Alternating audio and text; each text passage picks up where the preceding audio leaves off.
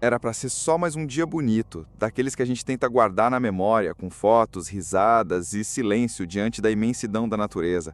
Uma viagem em família, um passeio nas férias, uma tentativa dos pais de sair da rotina, de proporcionar algo novo, diferente, mágico. Mas o que era para ser leve virou tragédia, irreversível, dolorosa, injusta. A pequena Bianca Bernardon Zanella, de apenas 11 anos, tinha saído com os pais e os dois irmãos para conhecer um dos pontos turísticos mais impressionantes da Serra Gaúcha, o Canyon Fortaleza. Eles vieram de Curitiba, Paraná, para Cambará do Sul, no Rio Grande do Sul, cheios de planos. Mas ninguém jamais imagina que vai voltar para casa com um vazio tão imenso que nem os paredões de 1.000 metros do Canyon poderiam explicar. Bianca era autista. Uma menina sensível, cheia de energia, curiosidade e impulsividade, características comuns no espectro. Segundo os pais, ela estava com eles o tempo todo. Eles caminhavam juntos. E foi no momento mais simples e inocente, quando decidiram fazer um lanche, que tudo mudou. A menina acordou de um cochilo, olhou ao redor e simplesmente saiu correndo. O pai correu atrás, mas não deu tempo. Em segundos, o cenário virou desespero. Ela caiu. O local da queda, um dos mirantes do Canyon Fortaleza. Um espaço onde a vista é deslumbrante. E o perigo é real. Não havia proteção. Nenhuma cerca. Nenhuma barreira física. Nada entre o chão e o abismo. A pergunta que não quer calar: como uma área tão turística, tão divulgada, tão visitada, que só no ano passado recebeu mais de 120 mil pessoas, ainda não conta com estruturas de segurança em todos os seus pontos, principalmente num país onde tantas famílias viajam com crianças, com pessoas com deficiências, com idosos? Será que estamos preparados para acolher todos? Ou seguimos ignorando riscos óbvios até que uma vida se perca? O resgate foi uma corrida contra o tempo. A menina caiu por volta de 1 da tarde. O corpo de bombeiros de Canela foi acionado. A operação envolveu helicópteros, drones com câmeras térmicas e equipes de rapel. Os pais assistiram tudo em silêncio. Os irmãos de 5 e 9 anos foram acolhidos por psicólogos. O vento gelado da serra castigava os rostos de todos, enquanto a angústia apertava o peito como se o tempo tivesse congelado. 5 horas depois, às 17h30, o drone conseguiu localizar um ponto de calor a cerca de 70 metros do local da queda. Era Bianca, imóvel, silenciosa.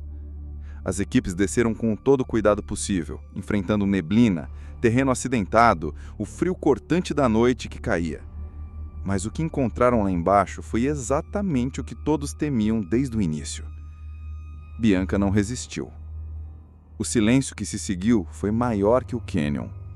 A dor que tomou conta daquela família era impossível de descrever. Ninguém está preparado para perder um filho.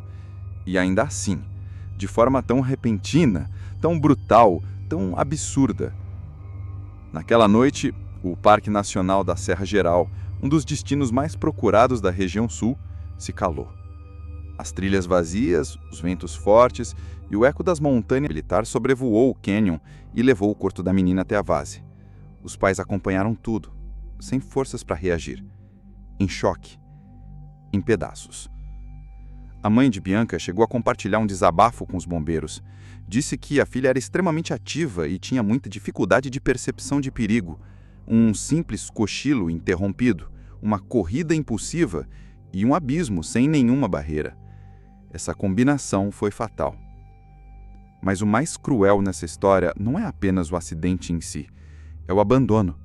Abandono das autoridades, da gestão do parque, da fiscalização, da prevenção, porque tragédias como essa não são imprevisíveis.